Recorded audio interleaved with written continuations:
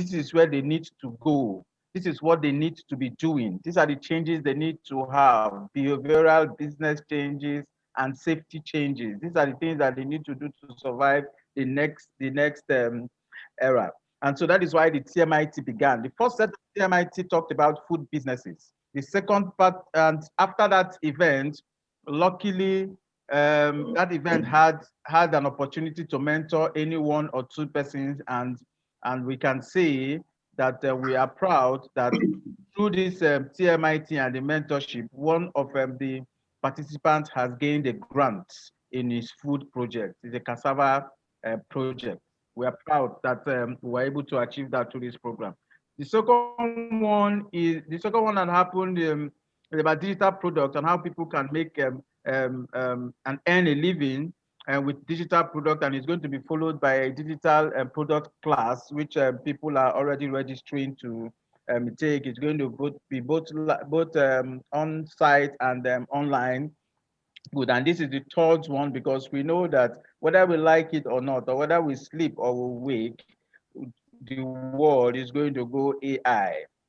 At times, most of us know how to search with Google, but or most of us go to Google to search, but not many people know that there are about 14 to 15 or even to about 20 ways you can search very easily using Google strings and using the macros. You understand? All these are AI, all these are artificial intelligence. So very soon, all these data, big data, is going to be aggregated into one place where machines and people will be learning easily from, will be taking data at the speed of light, you know, and so all these are AI. So how is it going to affect us? How is it going to affect small businesses? How is it going to affect other businesses? And how are small businesses going to think through and begin to reshape themselves and survive?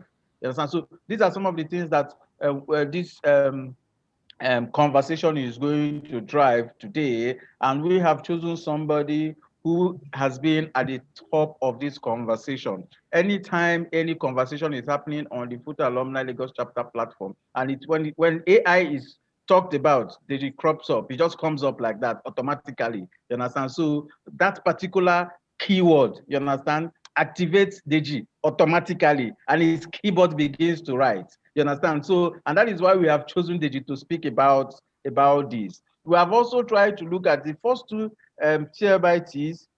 We didn't involve, and that's why we said we continue to evolve and we continue to upgrade. We didn't have something we call a safety moment. A safety moment is a short talk, you understand, that teaches us what we need to do to avoid losses. You understand? It happens most organized organizations, especially the IOCs. Some will call it toolbox meeting, some will call it a safe meeting, and some will call it safety moment, but it happens even before a meeting commences or even before operation commences, and they begin to. And if any person have read about the Piper Alpha incident some years back, or we have looked at the one that happened at Kansas, the spill, the ExxonMobil spill, all the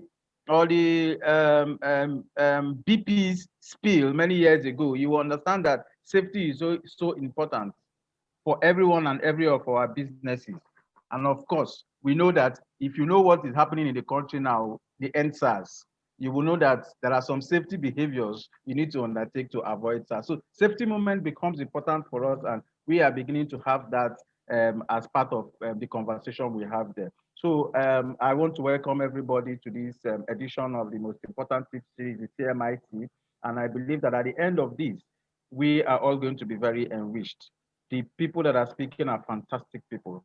And we are going to also ask your questions to know how this is going to affect you and affect your businesses. And if there are new businesses you need to get into, you need to begin to talk about, you need to do that. The program has been posted for us on the chat section. You can go down, look at it, and then you know that it's going to be a wonderful one. So welcome everyone. Let me hand it over to the organizers to take it up from here as we go. Thank you so much. All right, thank you very much, Mr. Collins. Thank you for that brief citation. This moment, without wasting much of our time, we will quickly introduce, call on Mr. Eyinaya Ibe to lead us through or take us through the safety moments for us to now actually transit us to the main lecture about AI and our businesses. Mr. Eine Ibe, are you ready for us? If you're ready, you can take the mic.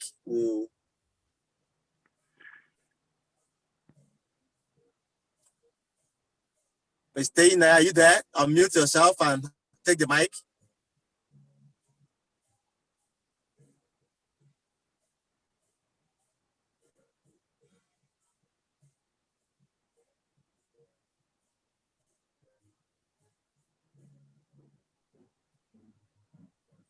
Hello, Mr. Eine. Hello.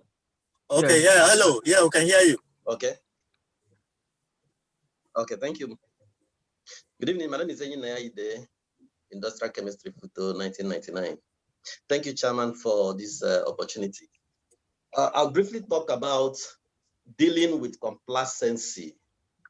I'll be looking at it from the safety aspect of it. Complacency covers a wide range. People look at it from different ways. I'll be looking at it from the health and safety aspect. Okay, complacency, most times for those of us in the industry, what we have issues and we meet people that are experienced, people in the work field, in the workplace, they'll tell you, okay, now so they do am sense. Okay, I've been working even before you graduated. I never get injury. I never get incident. So I'm not going to talk about the causes. My focus is on how to deal with it. The most important tip in dealing with complacency is identifying that there is complacency. That's the most important aspect. For you as a leader, as a manager, as a supervisor, as an MD, the most important thing is for you to identify that complacency has set in amongst your team. If it's just one person that you identify as complacency, you deal with it on one-on-one interaction. You get to sit down with the person, talk to him, let him realize that, look, what he's doing one day might lead to an incident that might affect his life, affect his health, the environment, or the reputation of the organization. So the first thing is one-on-one interaction. The second one might be to organize a training, assuming complacency has spread among the team. You organize a training or retraining to increase their risk perceptions. What happens about risk is the people look at it from different angles. So you need to get them look at it again, increase their perception. Those trainings you might need to show videos, emotional videos, especially videos where accidents were involved, videos where spillages were involved, videos where a lot of things, negative things happened. That will help them to reawaken their minds. Another thing you can also do is what we call in the industry, we call stand down for safety forum. You stand down, everybody comes together and they discuss it. What actually is going wrong? Yes, that there has been no incident does not mean that people now will lower their safety behaviors. One other thing you could do is to swap roles, assuming it's an organization or a facility where people do shifts or where people have multiple crews. You can change some crews. Maybe a person in crew A, you swap him with somebody in crew B, or somebody that does permanent morning, you change him a little bit to do night, or a transfer. Assuming there are multiple factories, multiple branches, or multiple facilities, you could do a transfer. It will help. Another thing you can also do is to pair the workers. Pair them. Assuming the person has been working alone, you can pair them, or you increase supervision. Most times when people feel nobody's supervising me, and I can do this work later, gradually, before you know it, complacency is testing. The greatest thing that they have their complacency is because they've not had an accident before, and they'll not think, I've been going through. Forgetting that every new day comes with its own hazards. As you go to work a day, the next day there are hazards that could have been there to be released, which you didn't notice the previous day. So as we got about talking about the most important tips, artificial intelligence, in our new startups, a time will come when we actually face complacency. It's a different ballgame when the management, when the leaders get complacent. That's a different story. But I'm talking about those, our subordinates, our team members. We need to identify it and work on it. And if we've done all this, we've talked to them, we've carried out trainings, we've swapped roles, and it doesn't work, consequence management might come in. Consequence management does not mean sack. It could be a warning. There are a lot of ways to consequence manage depending on your organization.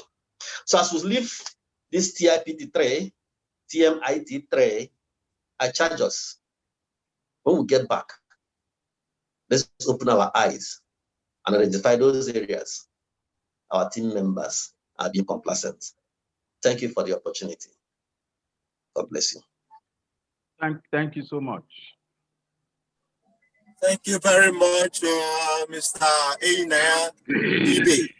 Actually, the ball has been set rolling, and then the thing that, yes, the thing that we have to take away from this is that, first of all, you must be able to identify when complacency sets in. This is something that I was taught in my area of study in transport logistics. There are some times, you know, like you're driving through the Third Mainland Bridge for the past 3 years, you should not be driving along the road, even if it is 10 years, because you are used to the road. There could have been a pothole or a log of food that fell on that road overnight, you know, but you can just be driving like, now our road be this, and they drive, I think close, I drive from here, reach Benin. You know, you see some drivers telling you like that.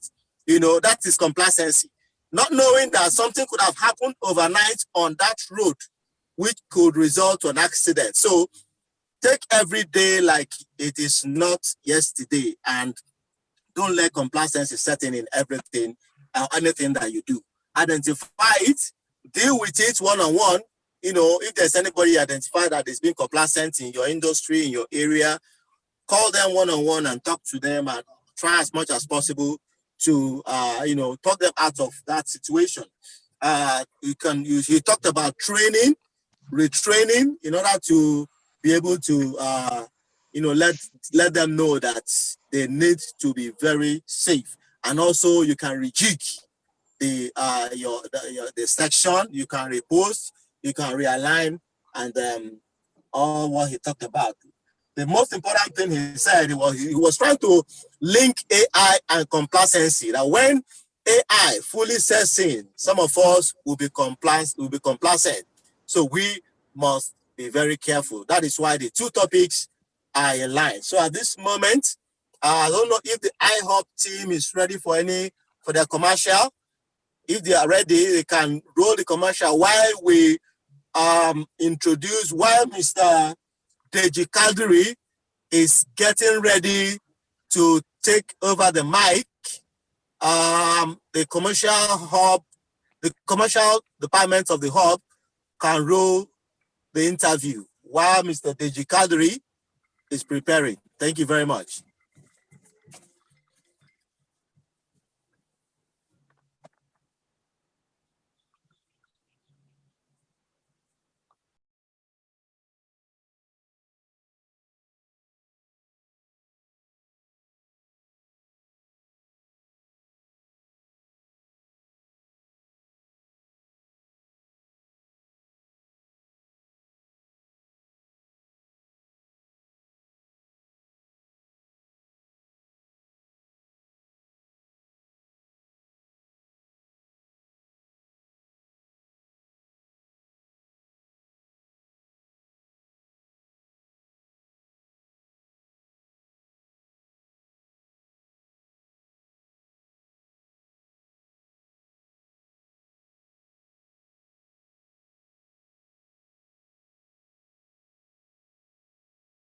We are one big family, Soulmates family. Together we rock, together we win. We are rich, our resilience. integrity, C, consistency, H, humility, soulmate, healthcare like soulmate. Working together, winning together, sharing together, that's our family. Working together, winning together, sharing together, that's our family. Soulmate, healthcare like soulmate. Your look changes when you find your soulmate. Okay, thank you. Welcome back from the commercial break. That's Soulmate has been our major sponsor and the initiator of this program. I want to thank them very much. And we also welcome other companies and industries to also support this TIMT in the course of the year of the month. We appreciate your sponsorship and partnership. At this point, and I would like to hand over the mic to Mr. Deji Kadri, Mr. Deji Kadri, not Kadri, Kadri, for the topic, artificial intelligence, the opportunities for startups and small businesses. So, Mr. Deji Kadri, if you are ready, you can take the mic. Okay, good evening, everybody. Good evening. We'll start right away. I will need to share my screen. I'm not currently allowed to do that, so I don't know. Okay, now, yeah, I'm good. Thanks. Okay, what can everybody see? Can you see my screen? Artificial intelligence application for startups. Yeah, we we can can see your see your screen. screen. Good, okay, thank you. Okay, basically, this is not going to be a heavily technical presentation. You're not going to learn how to write artificial intelligence applications, but basically for any new or any technological topic, there is usually two trainings. There's a training on those who want to be practitioners, and there's a training on business people, because no idea runs without business anyway. Your technology idea will just rot in the garage or wherever if there's no business application. So this is more geared towards business people to understand what AI is and how they can apply it. But before you can understand how to apply anything, you must understand it in at least on the surface level without necessarily getting into the nitty-gritty. But the good thing about this audience is that we all went to Futo, we are techies. So even some of it that might get a little bit technical, just for explanation purposes, it will be clear. So like we said, artificial intelligence application for startups and SMEs. So we start by defining what is, this thing jumped, sorry. What is artificial intelligence? Okay, I made a mistake somewhere, but don't worry. Now, before going to artificial intelligence, let's define what AI is. Sorry, I'm losing something here. I can't find my, so just give me time. I can't seem to find my AI definition. Oh, sorry, mistake. Let me just correct that. Sorry about that. So we start again. So I define AI as, what is happening? Sorry, guys. Okay. Okay, don't worry. I think I'm stable now. Artificial intelligence refers to the simulation of human intelligence in machines that are programmed to think like humans and mimic their actions. The term may also be applied to any machine that exhibits traits associated with a human mind, such as learning and problem solving. So look at it, it's meant to mimic the human brain. So this is why I put the definition of a neuron here. Because at the most basic level, the neuron is like the smallest unit of a human brain. So for instance, the human being's brain consists of like 100 billion neurons, 100 billion neurons. Think of that number, it's not 1 billion. There are 7-point-something billion human beings. So this is like 2 orders of magnitude above that. It's 100 billion, not 10 billion, 100 billion neurons. Now, basically, those 100 billion neurons are what make up who we are, how we think, the knowledge we gain. And the thing is, one peculiar thing about this is that when you learn something new, your brain actually restructures. As you are learning something new, your brain is restructuring. So those neurons actually link to each other. Let me see if I have a like a rough picture of a neuron. Like this is the rough picture of a neuron, for instance, a 3D rendition. So this neuron is linked to other neurons through what we call all these connections. Just think of it as massive connections, ganglia and dendrite, they call it, but fine. But what happens is that as you are learning new things, let's say you learn a new language, as you are learning, or you are learning to play basketball, or you are learning to play chess, or you are learning mathematics or programming. As you are learning something new, certain neurons will start firing up and communicating more. Now, those neurons associated with that particular learning area will start connecting more, will start forming more structures. So if they were linked by 2,000 connections before, those connections will increase to like 5,000. That's why when you start learning something, first you will be bad at it. Then before you know, you start improving until you are just an expert if you practice long enough, like to learn to ride a bicycle, for instance. So that is how human beings learn. Fine. Now, when scientists looked at this, how can we simulate this in computers? Because before artificial intelligence, the way computers could do things was that we had to program them to do it. We had to set up rules that if this, then that. If the guy has 100K in his account, then he can transfer 50K. But if the amount is less than 50K, the amount he wants to transfer, please send him a message that he does not have enough funds. Those kind of rules based. But in real world, can you do like 100,000 if then situations? You can't program those kind of things in a rules-based approach.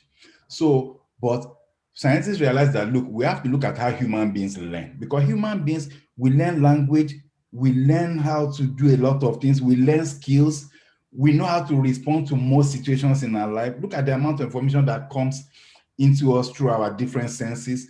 And you can be driving and be talking on your phone, though that's not, sorry to eBay for suggesting that. That's not safety conscious, but you know, you can do a number of things. You get, while you are observing the road, you can be thinking about your work, you can be thinking about the next solution, you can do multiple things together. It's because there is this 100 billion neurons firing and processing this. Now, how do they imitate this in a computer? Now, but before getting to that, what is machine learning? Machine learning is also the concept that a computer can learn and adapt to new data without human intervention. Now, this is not rules-based, where we said, if this, then do that. No, we'll just supply the computer information. Then the computer will make use of that information and come to conclusions and be able to respond to new requests. All that will be made clear now. So this is not based on rules, it will learn. It will not necessarily do what you ask it to do, but it will learn and give you the right solutions, most probably. Now, I'm just talking of this. When we talk of artificial intelligence, we usually talk of narrow artificial intelligence and artificial general intelligence. Now, most artificial intelligence nowadays that are very good, better than human beings, are what we call narrow AI. Artificial general intelligence is still far away. What do we mean by artificial general intelligence? That is something like a human being, you know. A human being can do many things. Like I can speak my language, I can speak English, I can speak a little bit of French. Now, that's in languages. I can program, I can jog, I can ride a bicycle, I can play passable chess, I can drive a car. All of us can do a number of things, maybe thousands of things. That means our intelligence can handle general things, you know. But computers are not at that level yet. AI is not at that level yet, though there is some promise in something called GPT-3. But AI is not at that level yet. What we have currently is narrow AI, where a computer could be good at facial recognition, and it will do it 1,000,000 times better than a human being.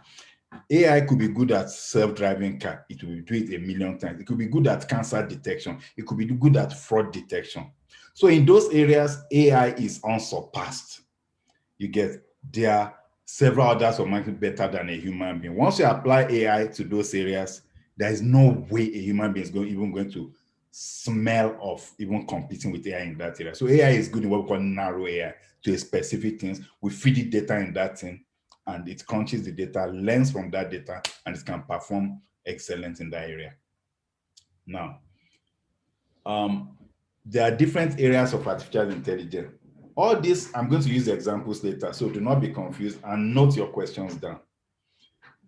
We have the area of machine learning, computer vision, natural language processing. I'm going to give examples of these ones later. Now, how did we make computers to learn or behave like humans? Instead of writing programs that would specify our own rules, that if the guy's amount he wants to transfer is less than his balance, do not allow, or if his password is less than 3 characters and does not contain numbers and capital, do not allow. Those are simple rules anybody can write. But when it comes to things like fraud detection, crunching through billions of data to come to your own independent conclusions, we need to mimic the brain. Thank God we all did maths in photo, maths 101, but why you study. So look at the left image. It shows a typical neuron structure, a rough representation of it. So if you know how to play chess, certain neurons will connect more. That will be your area that's mastering chess. If you can ride a bicycle, certain neurons will connect more. If you learn a new, like if you learn Chinese writing, certain areas in your brain will connect more. So which means there's a structure, there are structures in your brain that hold this knowledge that allows you to now speak French, to now play chess as against somebody who could not, or as against you when you could not do any of these things before. Now, look to the right. We have what we call a scalar value, a vector, a matrix, a tensor. So scientists found a clever way to represent data as tensors. What's a tensor? A tensor is just a matrix of matrices. They found a way to represent these things as numbers. Then when they represent it as numbers and keep adding more data and convert it to numbers, you are feeding the computer knowledge. So you are using this tensor to represent a neuron. Now you now have lots of tensors, millions of tensors. That's why this thing requires computing power. In fact, let me tell you one thing. This area of machine learning called deep learning has been around a long time, but human beings couldn't use it because we didn't have enough computing power. This idea started in the 50s. The mathematics was on ground, but we couldn't use it because the computing power just wasn't available. So as soon as computing power became good enough, such that the phone you carry in your hand today is more powerful than the mainframes of 30, 40 years ago, you get.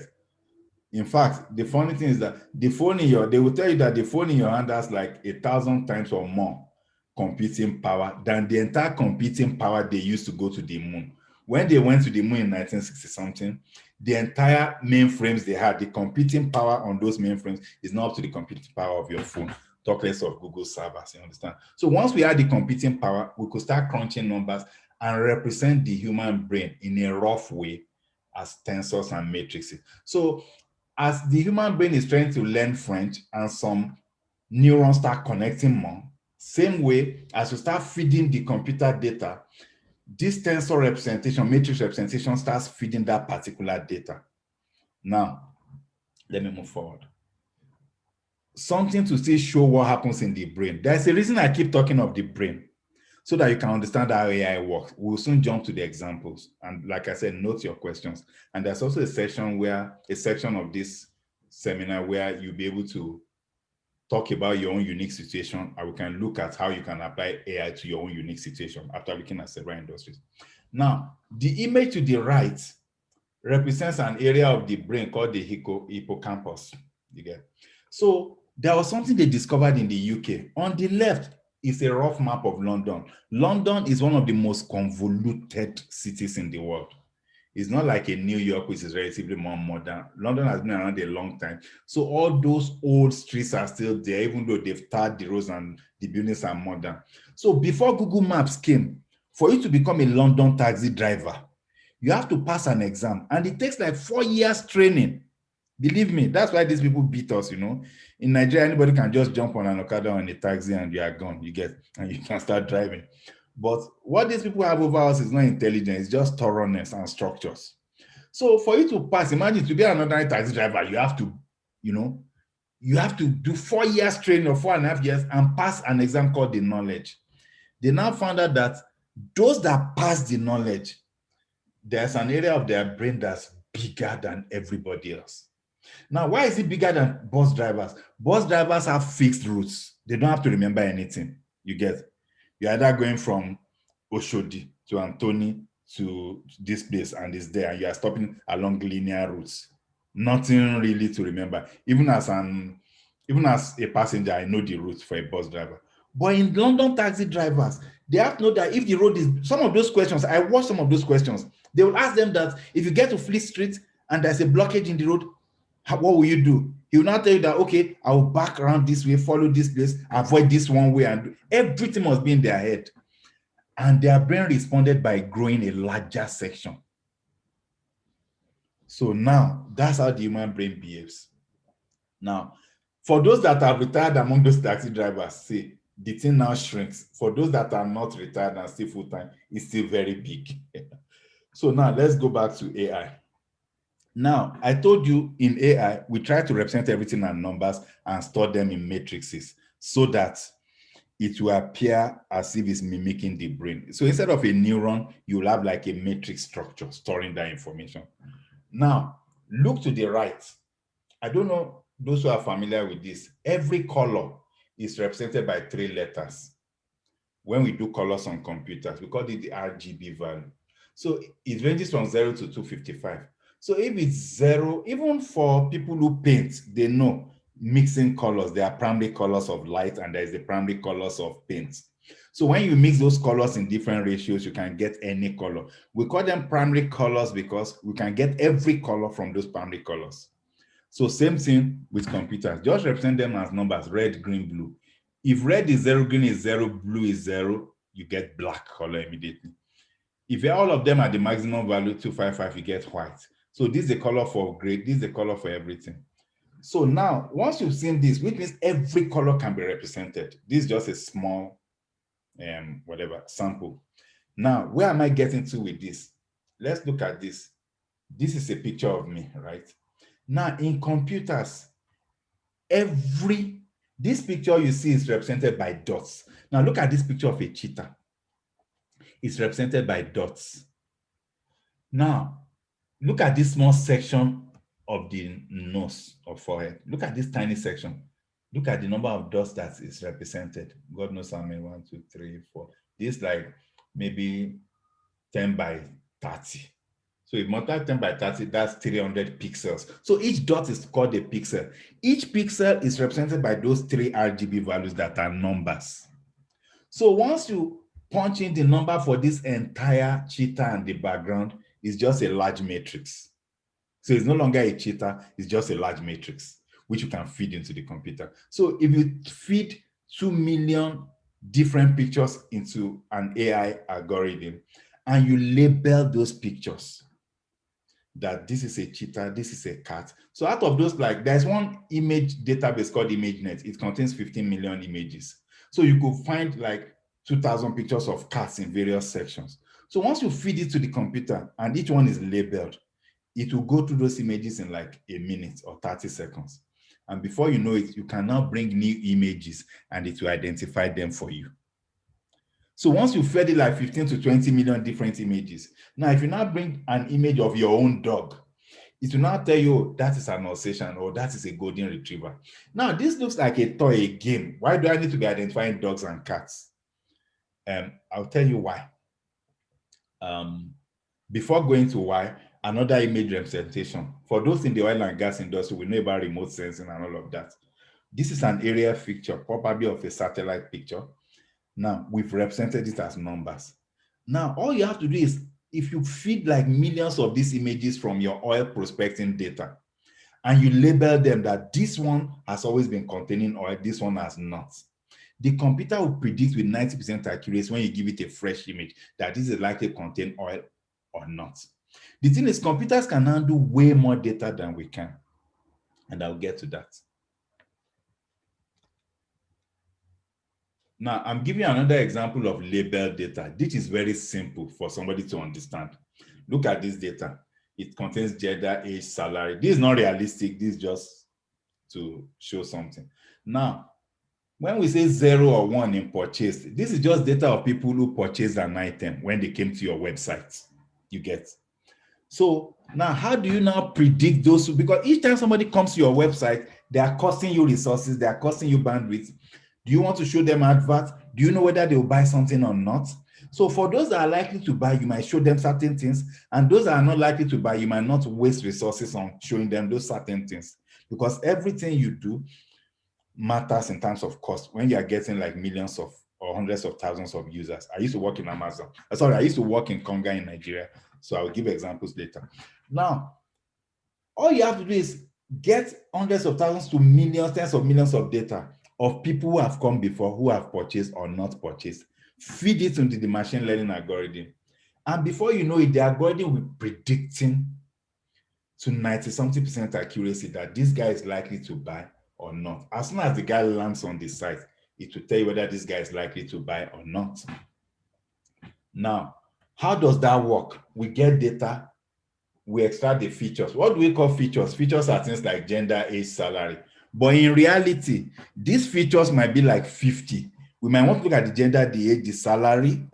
We might want to look at the location, the previous purchases, what he has purchased before, what time of the day, the kind of browser he's using. If we can even get further information on his machine information, many things. Look, there could be 200 different features that will be fed in. I only gave you this small sample as to make it clear.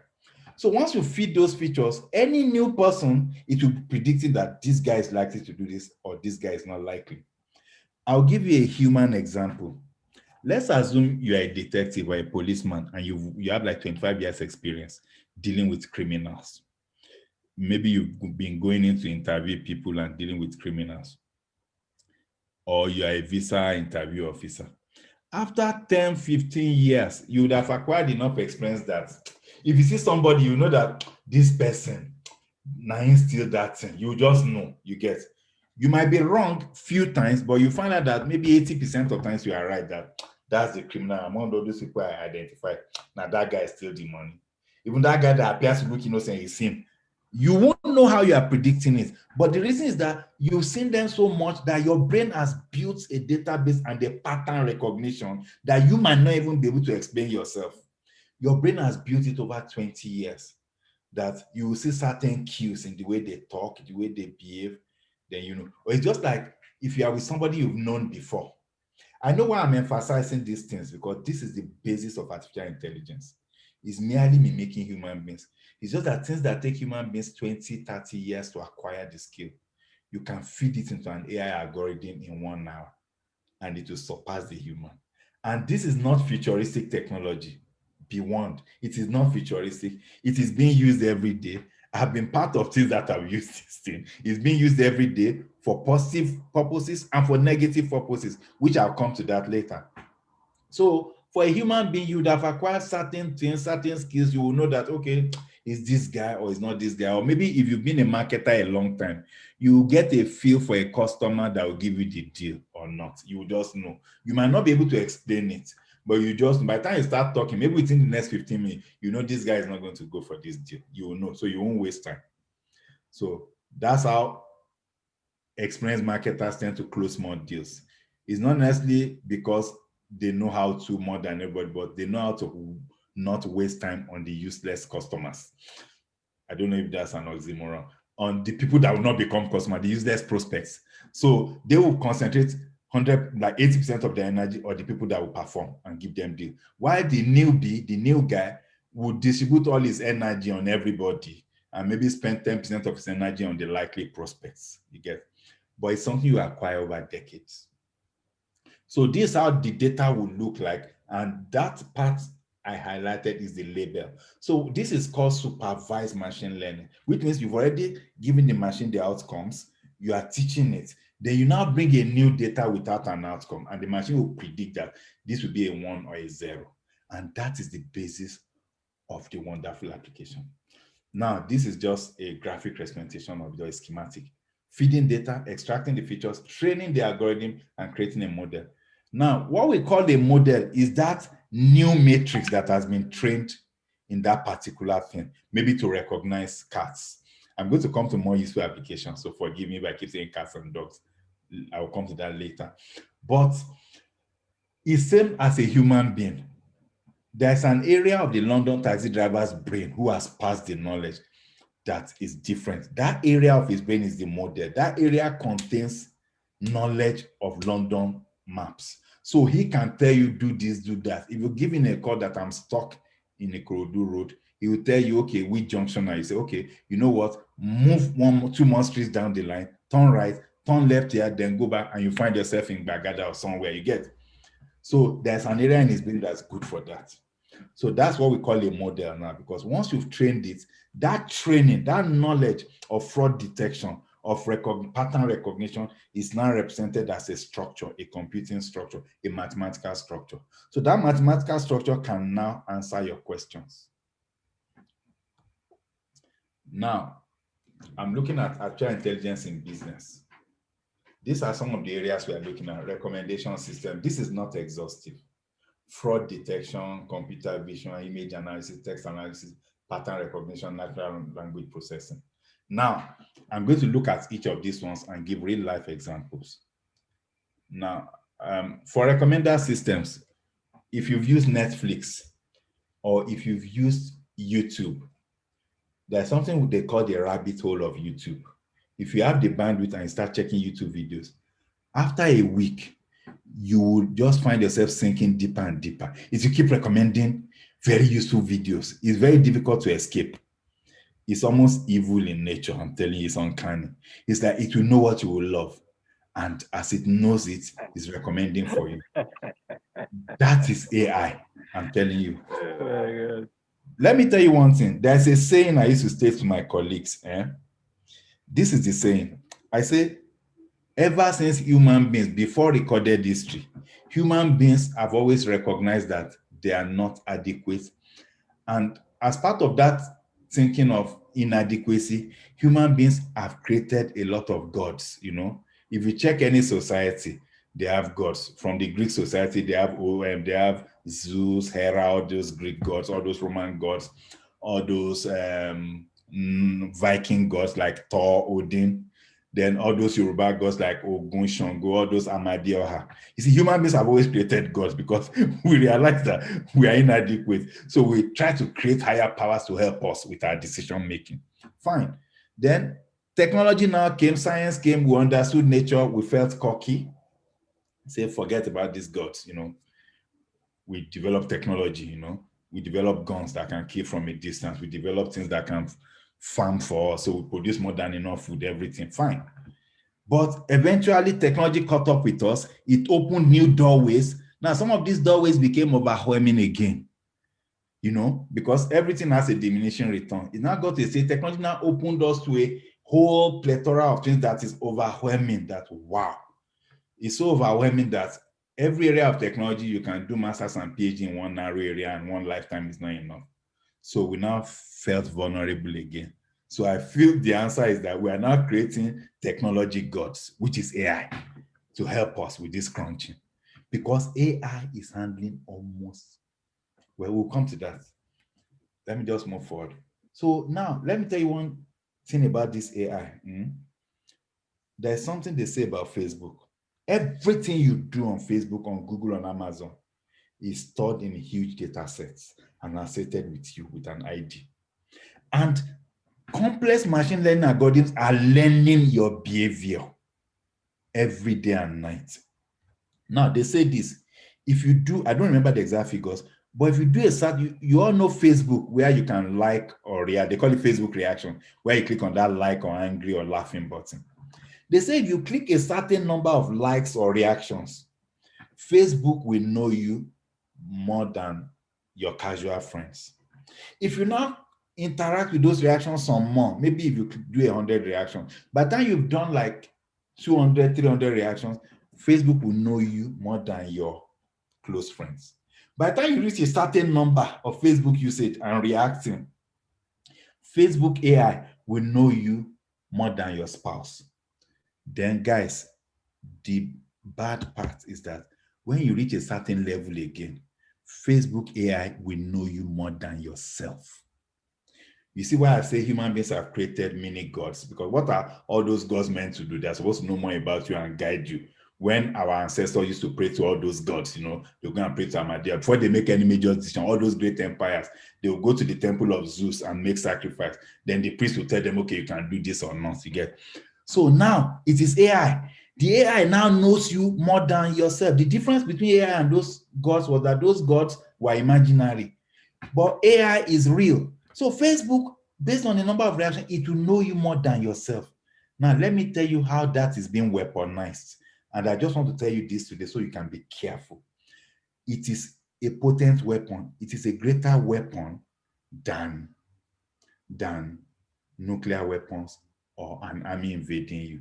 If you notice something, China banned Facebook and Google and everything, and we think they are evil. No, they understand more than we do. You know, China is one of the few non-Western countries that is almost on a par technologically with the West.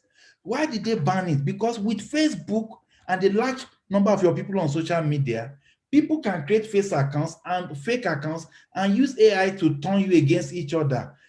The AI knows you more than yourself. So if I want to make Collins angry and hate Chucky, I will see the AI, because it knows Collins more than Collins knows himself, it will post things in Collins' feed about Chucky that Collins will begin to hate Chucky and do the same to Chucky. That is what Russia is doing to America. That's why you see America being divided today. And I suspect that's what they are doing to Nigeria too, but let me not dwell too much on that. So I'm just telling you that so that be careful, so that you are not just being manipulated by the AI gods. Because when you look at the level of emotion on social media, you just see, oh, wow, some people are sitting somewhere and achieving whatever they like. If you've seen what happened with Cambridge Analytica, they showed videos of them sitting down with politicians of third world countries, which means if you have sufficient number of people on social media, as a country, you are not in control of your destiny. Those who control the AI are in control of your destiny because they will manipulate you like potty in the hands of a child. You get? So when you see people, so they can split your country, destroy you, that is why America is angry with Russia. That's why Facebook has tightened their algorithm so that they don't give much information. Because they have an API where you can access Facebook data. And that's what Cambridge Analytica did. They gather people's data and build profiles on them. So they now know them. They will not create like millions of accounts that don't really exist. You get? These things can scrape images, everything. They will not start posting things. So they use it to turn America against. America is the strongest nation in the world, and you can't face America militarily, but you can turn a nation against itself. So that is one negative application. So now, these are just examples. These are just listings I'm coming. Sorry. Now, let's now start going to examples one by one. Let's look at image recognition. I told you that time to forgive me for talking of cats and dogs. How can we use image recognition in real life? How is it being used in real life? This is a picture of a farm. Now, some of these crops might be diseased. You get? Some might not. Now, usually those are that disease will start infecting the others, and before you know it, you run into bankruptcy. Now, with AI, you can simply get a drone, snap pictures of all these feeds, and feed it into an AI algorithm that has been trained to recognize disease. Now, it might be trained to recognize disease in cassava or in maize. Not just disease, it will recognize the particular disease. So now, if you have a field that is 10 kilometers by 10 kilometers, 8 kilometers by 8 kilometers, how long will it take a human being to look at this whole field? But you can simply program a drone. The drone will fly, snap every picture in a grid, and post it to an AI algorithm, all within it might take the drone like a day to map the entire giant farm. But then once it maps it, it sends all the images to a location. The images are fed into an AI algorithm that has been trained to recognize disease. Now, as the drone is feeding those pictures, it's feeding it with the coordinates, the location. So once the algorithm goes through the pictures, it detects a particular disease. Those who did the agric will know any disease. Maybe it detects a particular disease. It will just return that there's a 97% chance that the plants in latitude this and longitude this have that disease. Then you can zoom in on that area and quickly kill those plants off or do whatever you need to do or spray them. You get. Now, do you know how long it used to take humans to achieve this? This is being done now. Now, there are drone pictures that will snap the picture of a city, the rooftop of a city. Imagine snapping the rooftop of Lagos or Aba. Based on that rooftop image analysis, they will tell you where to market particular products or not. Because rooftops usually denote affluence. So if you've snapped lots of rooftops and matched it with affluence data, you get, you will now begin to know that maybe these GRA rooftops look different from the slum rooftops. So that could guide your marketers and guide your adverts and guide whatever you want to do, distribution of pamphlets. It depends. It doesn't mean you go to the rich man's area alone. It depends on what you are selling, you get. If you are selling Indomie, you necessarily don't want to go to the rich man's area, you get. So it doesn't just mean by analyzing the rooftop, you are looking for the rich man's area. No, it depends on what you want to sell.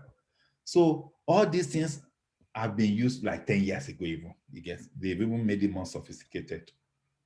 Now, look at this application. This is a series of mountains and clouds. Believe me, not everything you think is a cloud there, and not everything you think is snow on a mountain is snow on a mountain. Now, airlines need this information to avoid crashes. There used to be a level of crash against mountains before. Once AI was applied, they found out that AI was 400% better at telling which was a snow cap and which was a mountain, or which was a cloud. So they now have accurate mappings, and the accidents have dropped to almost zero. Now, this is a cancer scan. Now, the earlier you detect cancer, this lung cancer, I don't even know what this image means, but the earlier you detect cancer, the more likely you will survive it. Now, this is lung cancer. It usually requires all these doctors with white hair, you get. The kind of doctor where you go prostrate grits. This is not, it's not a young doctor that will usually looks at these things. It's people who have spent decades in the industry that will now look at this image and say, this is the stage 1 cancer, something, based on years of experience. But with AI, you know what they just do? Just grab all the historical data, the historical scans, grab like 100 million, label them. That this one was stage 1, this one was stage 2, this one was no cancer. This one, the guy died within 3 months, the guy died within 5 months, the guy survived. Just label it correctly, like tens of millions of images, feed it into an AI algorithm over a week. Then once you bring a new fresh image, the algorithm will give you accurate predictions to 90-something% level that, not only is this stage 1. In short, the algorithms were proven to detect early stage cancer way before when the human expert would have said, there is no cancer here. The algorithms were detecting it. So the West, the developed world, and China, they are using AI like crazy. It is transforming their industry. There's a book I would recommend. It is not technical. It's written by a guy called Kai Fu Lee. It's called AI Superpowers. If you can get that book, buy it and read it. It will open your eyes a lot. But the good news is that AI is being commoditized. You don't necessarily have to put a giant team together or seek experts. AI is being commoditized where you can simply subscribe. The same way you subscribe to hosting. You can simply subscribe and upload your data, and those AI will answer your questions.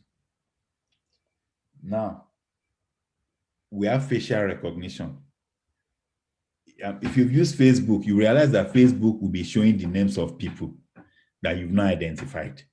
Facebook will tell you, this is Chucky standing beside you, you get. When you hover your mouse over that image, that is image recognition is showing you, you get.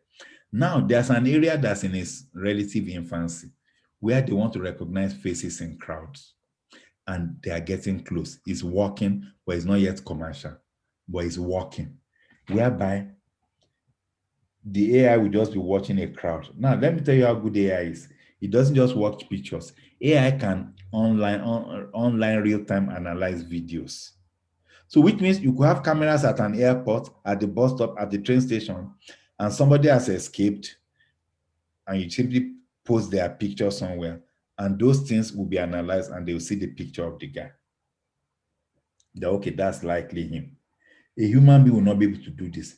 All these areas I'm telling you are being used, and they are beating humans, and it's not even cost effective to use a human. Now, this one medical case.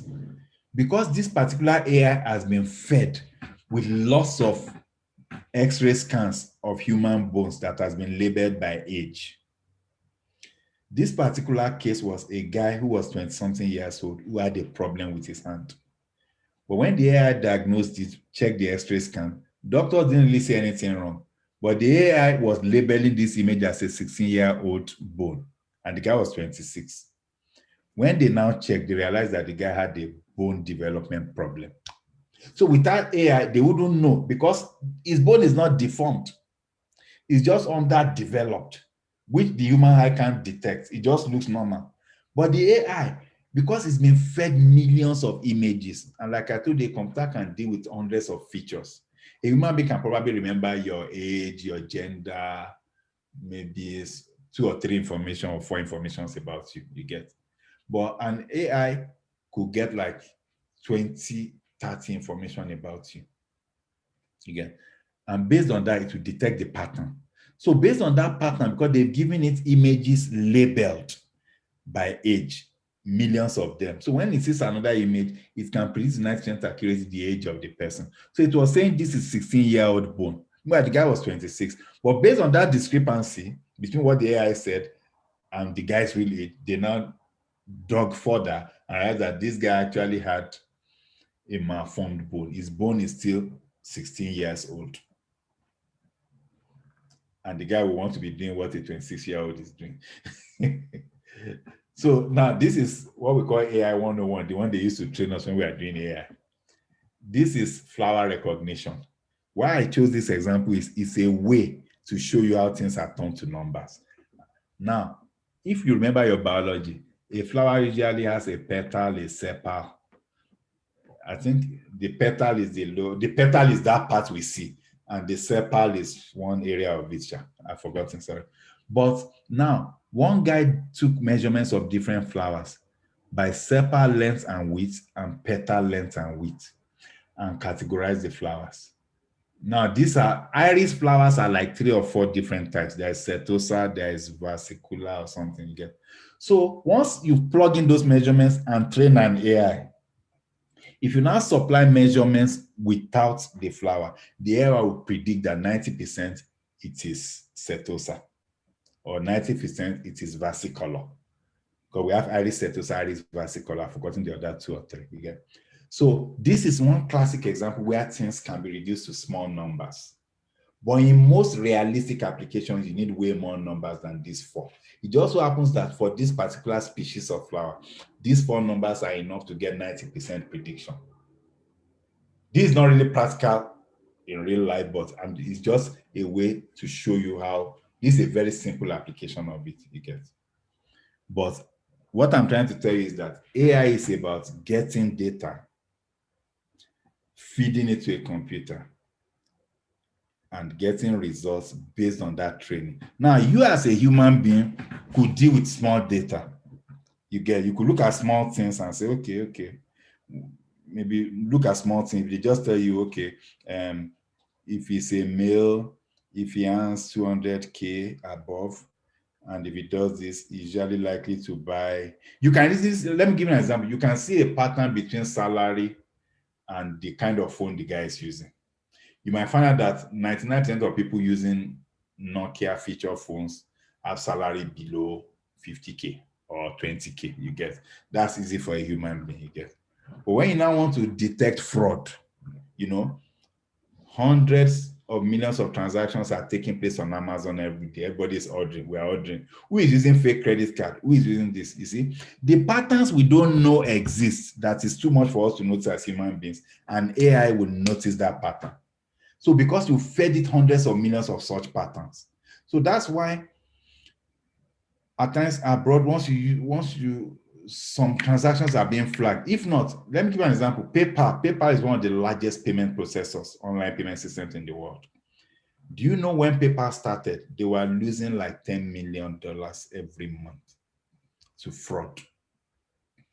They were losing $10 million every month to fraud until they started using advanced fraud detection systems. And the way those fraud detection systems work was that go to the hundreds of millions of fraudulent data that have been labeled fraudulent and labeled not fraudulent. So, and supply it like this one you are looking at on the screen now has like 4 data points, what we call features: sepal length, sepal width, petal length, petal width. But for fraud detection, you might supply it 50 to 200 features about each transaction.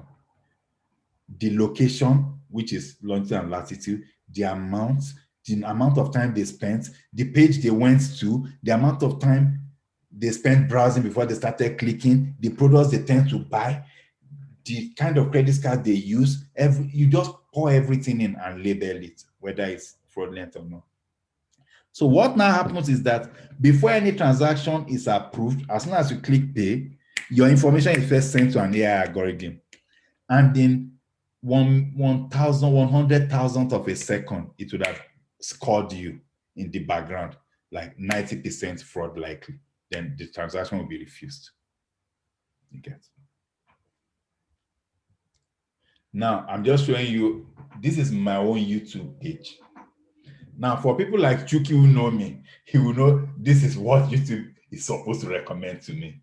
Look, there's something about computer, there's something about science fiction. See, data science, war, military technology. See, those are the kind of things. Then maybe it's supplying this thing because maybe my name is Muslim, you get? So, YouTube knows me. You get, these are the things I like. At least 90% of things here I like. And if I sit down, I might watch this all day. Okay, sorry, I'm seeing this list. Somebody's calling for water break. How long should it take, please? Maybe the moderator should just let us know. I can stop now, then we'll come back. Okay, right. Thank you very much, Mr. Deji. Your exposition has been quite interesting, and we have been held spellbound. We just call for a short break so that we can, rejig our brain. This topic is really, it's really quite interesting. We need to reabsorb what we have learned so far. I still want to thank you so much. I want to call on the commercial department. Do we have any interlude? If you have any interlude, sorry, quick one before the break. I saw a question where somebody is asking, is AI algorithms dynamic? I will answer it after the break, just to let you know. Okay. Okay, just fine. I also want to encourage every other person to bring up their question at the chat section so that it will be easier for us to collate and allow Mr. Deji to answer them so that we don't run short of time. So if that's the case, Mr. Deji can take a short break for your water break, and every other person take a break for water break. Thank you very much. If just 3 minutes will do. Okay, good. 3 minutes will do. The commercial department, will have anything?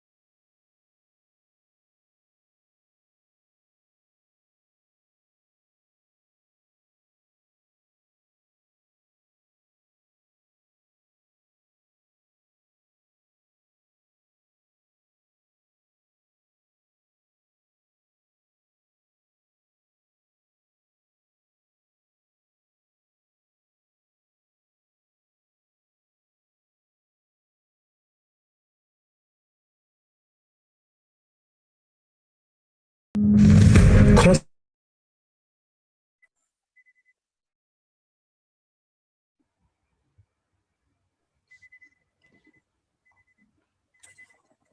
right. Hello, everybody. Are we there? Okay. I'm back. We are about at the second part of the lecture on AI with Mr. Deji Kadri. I would like to hand over the mic back to Mr. Deji. Mr. Deji, if you are ready, you can continue as we wrap it up. Okay, sorry. I'm trying to share the correct screen. Okay, good. Then I'm trying to bring up that chat, sorry. Okay, if you're ready, you can go on. You have the stage. I'm just looking for the chat. I can't seem to find it. Okay. If you're ready, signify. The questions are still, keep posting your questions at the comment section, which our facilitator will attempt at the appropriate time. I'm sure we're all enjoying this session. Some people are already indicating that their heads are blown up. Some your brains have been rejigged, and we pray that.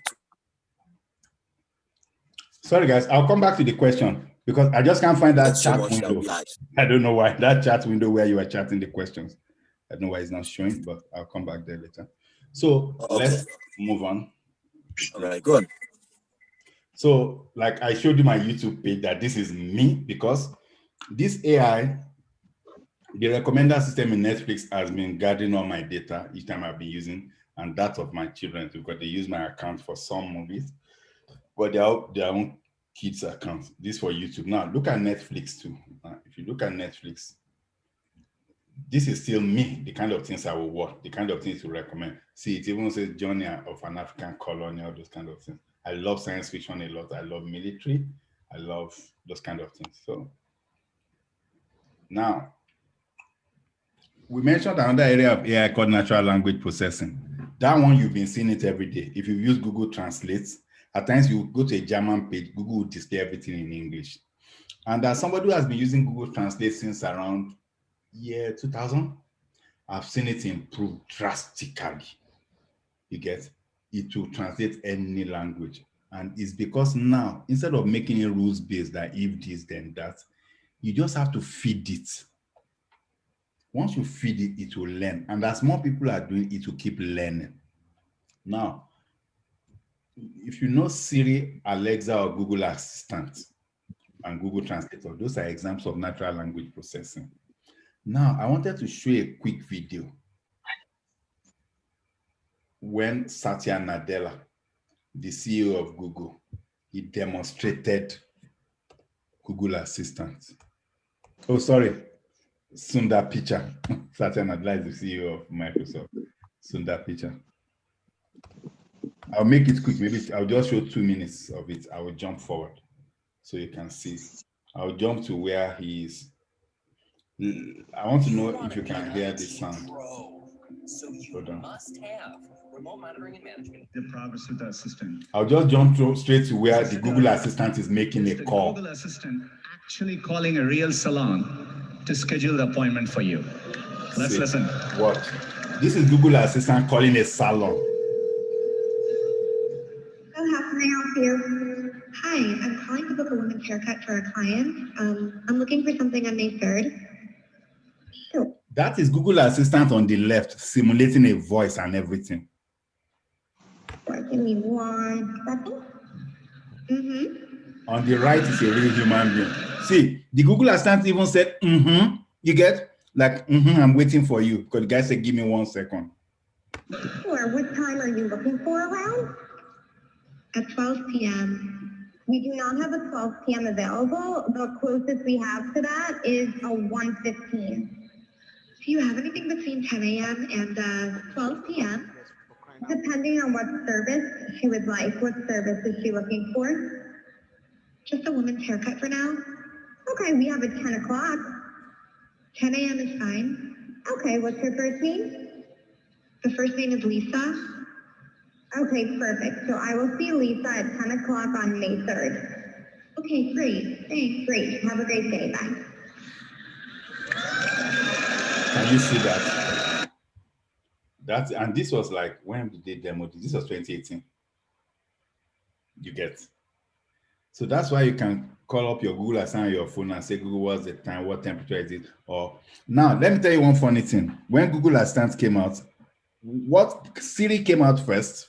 So you could ask Siri simple questions.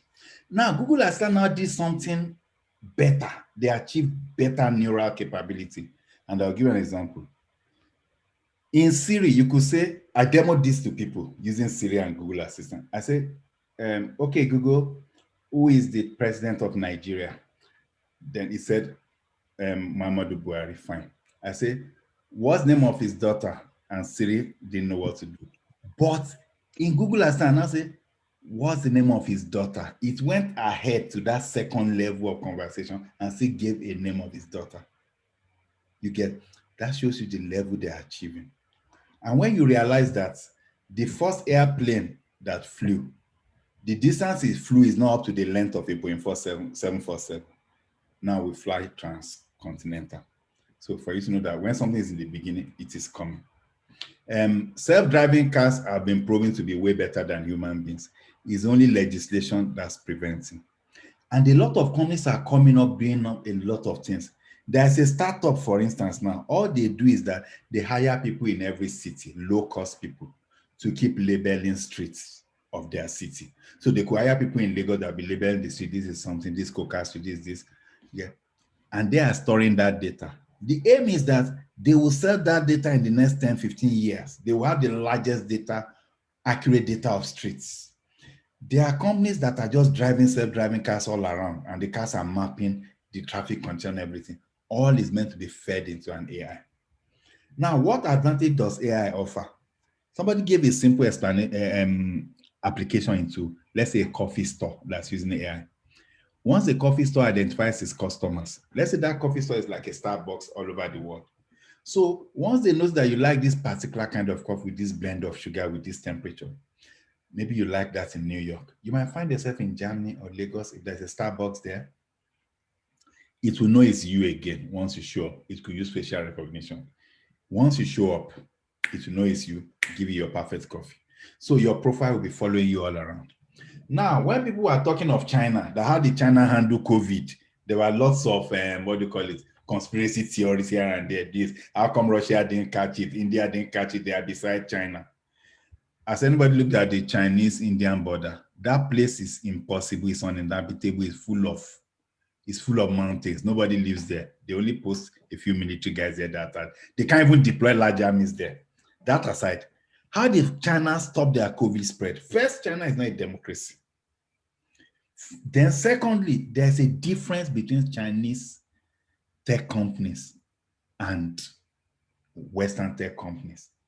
People will tell you WeChat is the equivalent of maybe WhatsApp in China. They will tell you Alibaba is the equivalent of Amazon. That is a mistake. Let me tell you why. WeChat in China handles your chats, handles payments, handles money transfers, handles a lot of things, handles e-commerce. Same thing as Alibaba. As Alibaba is handling your e-commerce, it has a subsidiary that's handling your chat, handling your payments, everything. So those are holistic companies. Now, in the West, in the rest of the world, Amazon knows my shopping preference. Google knows my search preference. Facebook knows my likes, dislikes, and stuff. But that is segmented data. In China, those apps know everything about you, 360 degrees. Amazon only knows my purchase preferences. Probably doesn't know what movies I like. Do I use Amazon Prime? But if I don't, it wouldn't know what movies I like. Amazon doesn't know what I search on Google. They don't share data, they're enemies. You get? But in China, the same application knows everything about you, where you are, your map, everything is the same. So those Chinese applications have way more data and they know more about you. So what the government did was that they know everybody that has contacted everybody. So once you show up as having had COVID, they know who you contacted and they quickly show up. And when they lock down Wuhan, the way they locked it down is that people that went to work in the morning could not go home when they locked it down. It's not our kind of lockdown in Nigeria and in the West. Canada is even trying, but really, it's just that if they catch you doing the wrong thing, you'll be fine. You get what I'm saying? Some people are still breaking, but Canada has performed way better than US. Fine. But in China, the thing is, if you live in Ikorodu, sorry, I keep using Lagos references. I live Lagos all my life. If you live in Ikorodu and you work in Lagos, or you live in Bagada and you work in VI, the day they do lockdown, if you're in VI that day, you're not coming home to your family. Their lockdown was lockdown total. So people had to find where to stay. They had to survive on government food aid and stuff like that. So when they stopped Corona, they stopped it. The West can't do that because it's a democracy. America or Canada can't tell me that I go to work in Toronto, I can't return home to Oakville. They won't get votes the following election. You get. So, but the AI helped. Now Canada is begging us to opt into an app. That app will let us know who we've contacted. Nobody has opted in, only a few people. But in China, the government will simply request for the data from all those WeChat people. So they will know. It's AI. It's AI that allowed South Korea to know about that patient 51. You get that, look, this person has contacted all these people. So they all rushed in and used technology to nip it in the bud. When everybody you've met has showed up, and that person, as soon as you are using anything, it will know your location. So if I met Collins, I have COVID. I met Collins and they've diagnosed me for COVID. Whether Collins caught it from me or not, the fact that we've been in proximity is showing up in the application. The application has already mapped everybody Collins has met that day and the location and their subsequent location. So they will know Collins met me in VI, is now in Ikoyi. They will go and pick him up in Ikoyi. They will go to meet whoever he has met, who is now in Ikorodu, anywhere. The guy that has flown, the app will show the location. So those Chinese apps are way different from the Western apps that are segmented. Those ones, they did everything together. You get. So it's not like there's a separate Facebook equivalent, a separate Amazon equivalent. No. Those apps are way advanced. And then China is way advanced when it comes to payments. Like for China, credit card is hardly unusable. It's like old technology. Everything you do from your mobile, even you want to buy food, all the lobsters have QR codes that the phone will just scan with the price now you bought it, you get. So they are way advanced in some things. So it was way easy for them, and it's AI that made it possible. Now, these are some of the other things which we call pattern recognition, stock market forecasting. What is pattern recognition? You look at data and you see that when some values keep occurring, something keeps happening. So you might find out that, let me use very crude, simple example. You might find out that during dry season, the stock price of Nigerian breweries keep rising. Of course, dry season, everybody is thirsty. So everybody drinks more. They report a better quarter or a better half year. Their stock price rises. That's a very crude one. But like I told you, AI will now extrapolate like 50 data points across like 200 million records to see serious patterns. Now, when people will come and tell you that come and do Forex trading, I will warn you, don't go and throw your money in Forex trading, because there is no way you are going to compete with an AI. Because what Forex trading is doing is that it's checking the fluctuations between currency. You might find out that dollar is $415 in the morning. That has dropped to 410. That has risen to 411. At times, it might be a difference of 20 kobo. Maybe it's 415.12 of .40 in the morning. That will now drop to 415.20. You get. Now, these algorithms are monitoring it and are placing buy and sell calls. So if it rises by a certain percentage, it will quickly sell. If it drops by a certain percentage, it will quickly buy. And you, a human being, a slow human being, you want to go and be competing with, with AI bots that are doing multi-second decisions. You get? So it's not necessarily a scam, but you can't compete with AI. So now handwriting recognition is another solid one, or handwriting recognition, or even generally even image recognition in a different way. You know, abroad, you can scan your check. If I write you a check in most of these countries, US, Canada, UK, if I write a check for you, you can scan the check and upload it via your banking app, and money will enter your account. You don't have to go to the bank to drop that check.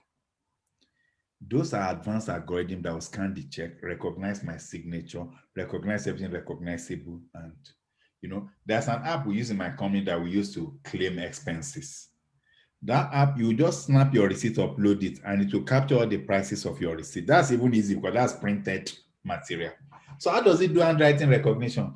Because they fed it like hundreds of millions of handwriting. They fed it like 200,000 A, another 500,000 B, written in various funny ways. So it will recognize it. Just like voice recognition is now so good. That's why Google can now recognize our accents. You get. You don't have to. Before, for you to make all those Siri work, you have to say, hello, Siri. You know, you have to speak like a kata. You get. What's the time now? You know, that's how you have to speak. But now you can say, hello, Siri, what's the time now?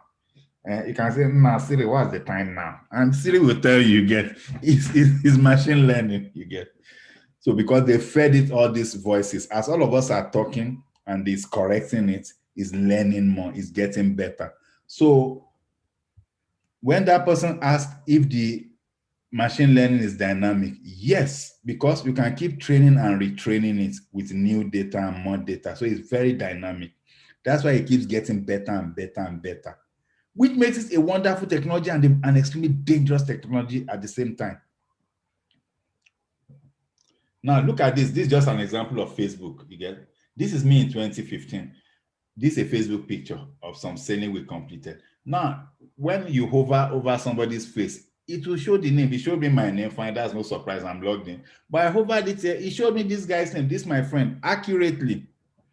You get, that's facial recognition. Now, this is not facial recognition. This facial recognition with lots of images in the background. There are lots of things in that background that are represented mathematically, but it will recognize the human beings. They're not just recognize the human beings. This guy is wearing a cap, he's wearing glasses, guys, and his face is dark. Do you know what this means? Can you fathom this? Not even all of us can recognize somebody who is wearing a cap and glasses from a distance. We'll be wondering, say, Naim, no be him. You get? That's the thing. It will get to say now, in this era of COVID and masks, they are updating these algorithms to recognize people based on that they are wearing masks. You get? So before you know it, you see that armed robbers will wear masks, rob a bank, and they will say identify the guy that is John Smith, despite the mask and glasses. Guys, this now I will show you a quick video again on Tesla accident prediction. Tesla has autopilot, assisted driving, everything. Somebody has driven me in a Tesla before. It was wonderful. It was just doing everything. I was excited. It was speeding. It knew when there was hold up. The guy put his hand up the steering, and it was wonderful. It was in 2018 in Los Angeles, which is the home of Tesla. So let me show a video. Okay.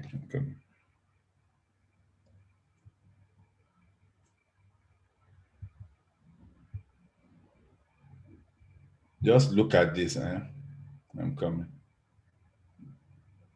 It's just predicting accidents. I don't know if you can hear the beep. Just what? It will give a beep, beep, beep, beep, beep. Then it will know. Just keep watching. Sorry.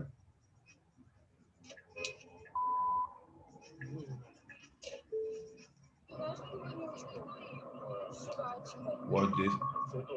See? It beeped before those guys crashed, which means the car knew there was going to be a crash. You get? Let me jump it forward again. Watch. A beep, then they crashed. And by the way, the guys in the Tesla avoided the accident. Can you notice that? His car didn't hit them. It was the Tesla that turned away from the accident, not the guy. See, the car stopped. That is the auto stop. It didn't hit the animal, and the animal came suddenly. It's not perfect, but it's better than human beings. So when you hear that a Tesla killed a person on autopilot, believe me, it's just the press making a lot of noise. The thing is, when they check the number of hours the Tesla has driven versus accidents, it is several orders of magnitude better than human being on the same number of hours. So already right now, the simple truth is that if all cars went auto driving in US, accident rates would drop to a very tiny amount already. But of course, we know those things. There's a lot of politics. It's not easy. People don't trust machines. It's just in the head. Even, where human beings make emotional decisions, we don't necessarily make logical decisions. And that's why what politics and marketing thrives on. They make emotional decisions. I'll give you a real life example. I was in a boat going across the water in Lagos with some people. So there was this woman, she had a baby. She held on tight to her baby. And the boat was shaking, everybody was afraid it might capsize.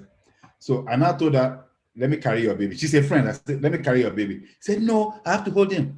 Now I said, do you swim? She said, no. Now, you see, that's an emotional decision. A logical decision is that I can swim well, you get. I've sailed in the Atlantic, I've capsized several times in a storm, so I can swim well. So if we capsize, I will survive with the baby. So she wants her baby to survive, but if we had capsized, she and her baby would die, her baby would not survive. But the emotion was that I have to hold on to my baby to protect my baby. But the reality and the logic is that you're not going to protect that baby jack. You're both going to die if we capsize, you get. So I just use that to show how humans react based on emotion, you get, not really logic, you get. So if you wanted that baby to survive, you should have given it to me, really. But luckily, we didn't capsize. So I'm coming. I want to show one more. There's one more. Let's see this one.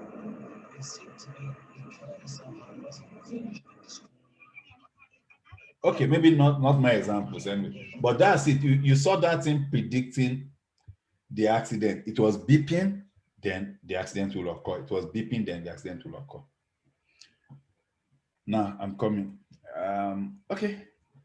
I'll come back to sentiment analysis. I just want to round up now in the next 5 minutes, then people can ask questions.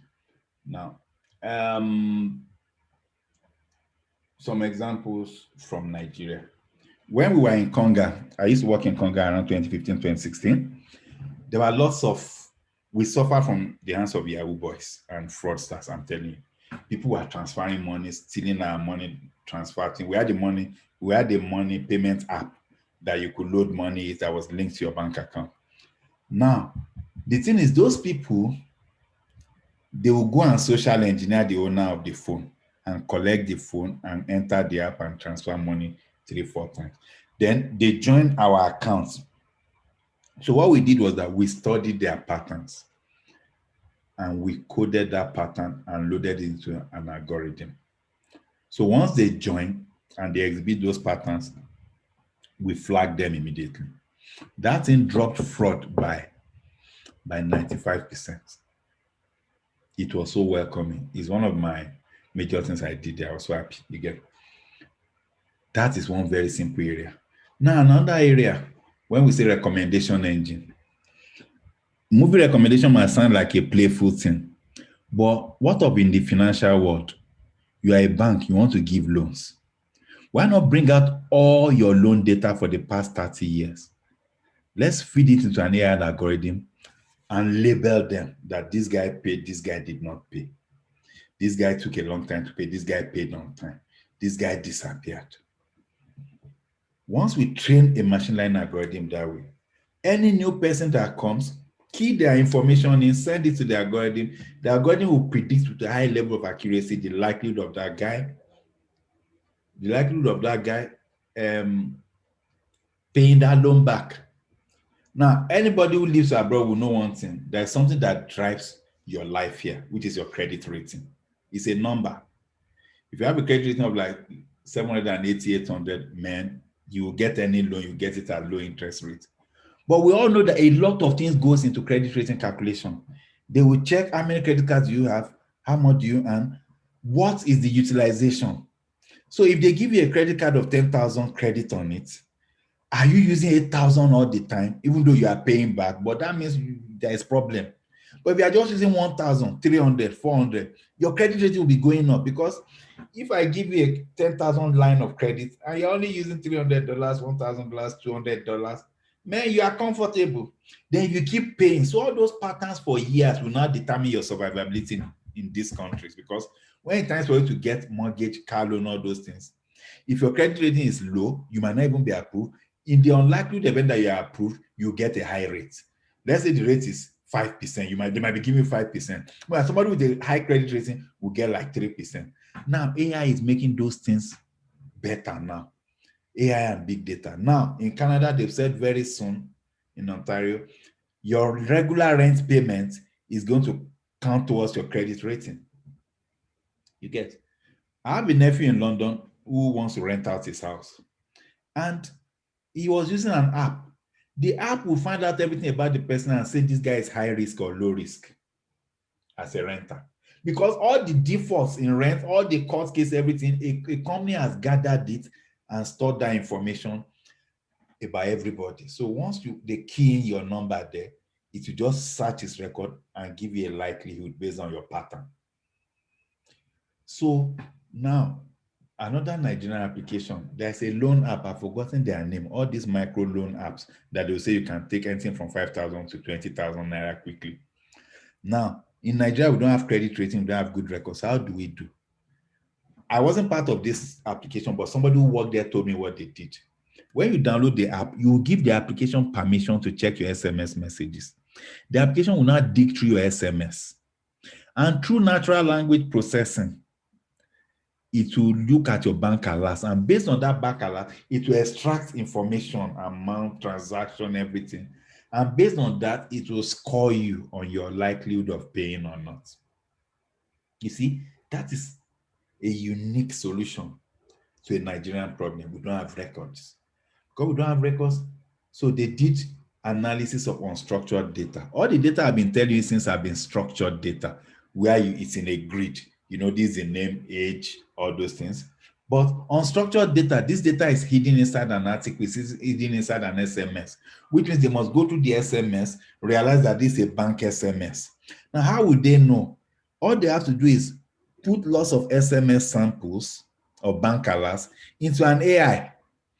So when the thing is going through SMS, it will differentiate between the one your wife sends you, that where are you at this time of the night, why are you not home, versus the one your bank sends you, that this guy. So that way it will be able to differentiate the bank ones, it will extract them, then it will extract the amounts. So if all my alerts is full of 2K, 500 to 200, they will not want to give me a 50K loan, you get. But if it's full of 5,000, 10,000, 100,000, 50,000, then they want to give me a loan. But all those things, they will use it to build a profile. And the more profiles they build, based on that, it will now show my payment pattern. That is pattern recognition. The thing is, people with the same patterns, depending on the application, will tend to behave the same way. You get. That is where pattern recognition comes in. So AI is a combination of pattern recognition, labeling, cyclic data, all those things. But the thing is, those things are not magic. The only difference is that a human being cannot deal with that humongous amount of data. I can look at 100 records maximum and see a pattern. Maybe not even up to 100, really. But AI can look at 100 billion records and see a pattern. Now, how do we as Nigerian companies, small businesses, harness AI? Do we need to get humongous servers? Do we need? No. There was an article, I couldn't find it, where I read, where the guy, I told you something earlier on, I said AI has been commoditized. There was a guy, like 5 years ago, he did something to prove that AI had been commoditized. He needed to analyze 100,000 photos and identify some things in those photos. So he quickly went online, scraped all the photos from Facebook, fired up a cloud. I will explain all those things later, and quickly analyzed everything within 1 hour. Total cost $25. Now, the way the world works is that some technologies come out, they are wonderful. But without certain technologies coming, some technologies would be useless. But once 2, 3, 4 technologies jam each other, everything takes off. For example, when fax was all the rave, fax used to be the fastest means of communication. Why was fax all the rave then? What is fax? You link a photocopy machine with a telephone. We've had telephones for a long time. Fine, we're enjoying telephone. We've had photocopy machine for a long time. Fine, we're enjoying it. Then someone that found a way to link the two so that if I do a copy here, the copy will appear on the other end of the line. And before you know it, instead of using FedEx, I send you a copy of the document. And we are discussing the document. That was wonderful then. Now it's not wonderful now. I just sent the email of the scanned document. But then it was wonderful. It's a combination of technologies. So there's cloud computing where you can buy resources for 1 hour or 2 hours quickly. But cloud computing is not strange too. Let me tell you what cloud computing is versus having your own data center. It's the difference between Dangote having his private jet, which most of us cannot do, and me just buying a ticket. So Dangote or whoever billionaire with a private jet can fly anywhere in the world. But of course, he will pay millions of dollars for a private jet, pay thousands of dollars for his pilot, which will the pilot cost will bankrupt myself. So, but the thing is, I can also travel to New York because based on the principle of cloud computing is shared resources. So I'll just go to that big jumbo jet and buy one seat for 6 hours to go to London. So I can afford to buy one seat for 6-7 hours on a private jet, but I cannot afford to buy on a jet, but I cannot afford to buy a private jet. So computing, you want to do something computing intensive, you can buy 3 million server, like 20 of it, set up a data center, hire people, and spend God knows hundreds of millions to even begin to analyze. Or you quickly go on top of Google, Microsoft, or Amazon Cloud, where they charge you in 0.something cents per compute hour, quickly fire up 50 computers, crunch your data in 2 hours, and shut down everything. You get, so it's not as bad as we think. Then some people have created what we call APIs. What's an API? API is like an application programming interface. Fine, that might sound strange for those who are non-programmers, but basically an API is just a service that, okay, anybody can connect to the service and use it. You get, like when we go to aboki.com to check our FX, that's our eyes looking at the current FX value. But for people who can program, Aboki also has like a programmatic interface where I can go to my own website, write programs that will send the currency to aboki.com and give me the results. Then I will not display it or do whatever I want to do with it. So those things, they call them APIs, application programming interface.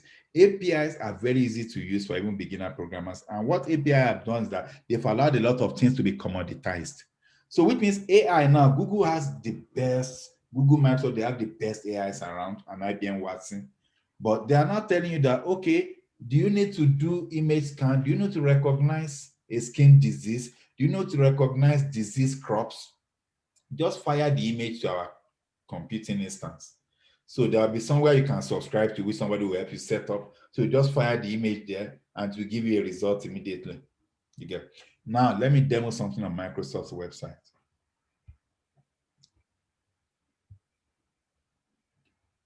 I hope everybody can see this. Now, let's look at this. This is computer vision. Let's try it out. I'm going to select an image and you see what it will do. I'm selecting this image, bank. Look at the analysis that's carried out on this image. It says there is building in this image, 100% confident. There's a car in there, 100%.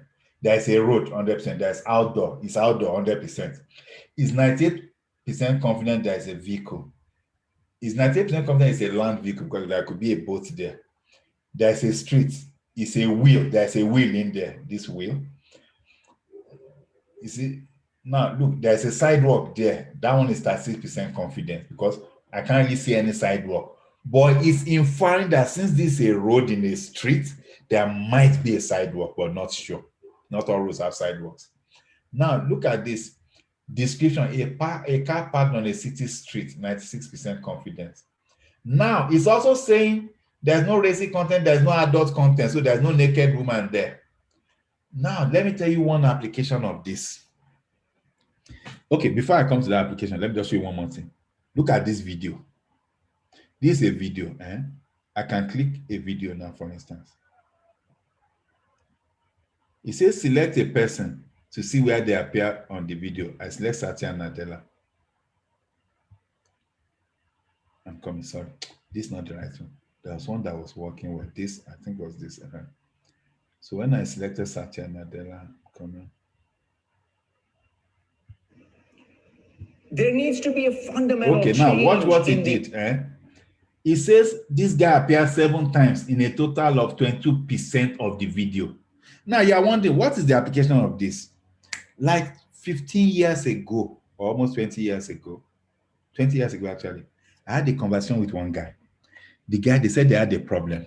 The problem was that they work for a company. What the company does is that the company analyzes TV programs to make sure people's adverts were showing, which means if you pay AIT to show your advert, are you sure what you paid for is what they are doing? That you say show it 50 times in a quarter. Are you sure they've showed it 50 times? Now, with this is live video analysis. So you can even analyze better that, okay, they've shown it. They've shown it this total number of times. So maybe somebody paid for the ad to show 3 times in this seminar. So with if they now go and analyze that video on YouTube, when Collins then posts it on YouTube, then this will show that, okay, so this logo showed 3 times, or it did not show at all. Then the guy will go and question IOP. Of course, IOP is honest. So now look at that level of analysis. There was one guy demoed to me. He was able to count the number of BRT buses that passed on Ikorodu Road for 3 hours. Guys, you can use that to do traffic analysis. Imagine all this kind of live feed coming to a government. Look at the amount of planning they can do. You get? And it doesn't end there. There are lots of analysis we do. I work for a financial company that does online invoicing and stuff. How do you know the kind of interface that's good for your customer? You design 2. You display one to half, you display the other design to half. You look at what they click. You put a button on the left-hand corner or the right-hand corner. Display both to people. Which one do they click more? Analyze it. Then you know which one is working more. That's why we are being sucked into technology every day.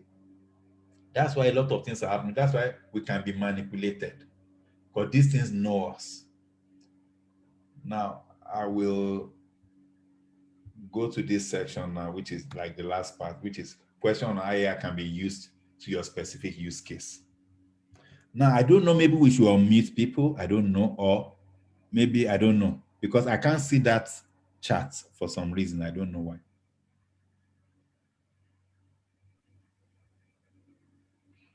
So right now, okay. I will take questions, but I can't see that chat. I don't know. Deji, I pulled out, I aggregated the chat, the questions, so I will send them to you now. Okay. Sorry, sir.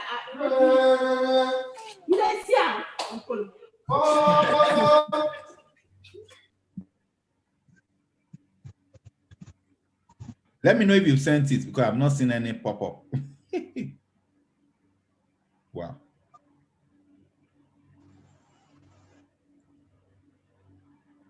This has never happened before. I just posted it to the general list. Have you seen it? Okay, now I've seen this thing now. Cool. Yeah. So about 9 of them. Okay. I will start answering these questions one by one. The first question says, is the AI algorithm dynamic? I already mentioned that. I believe that person meant that if we've trained it to recognize some things, as situation changes, will it adapt? Yes. Because as you give it new data, you train it, you retrain it, you make the training an ongoing process. But there are some stations where you can just train it, you don't really need it to be dynamic. If you are trying to detect early stage cancer, if you already trained it with like 30 million images, nothing new is coming really, you get.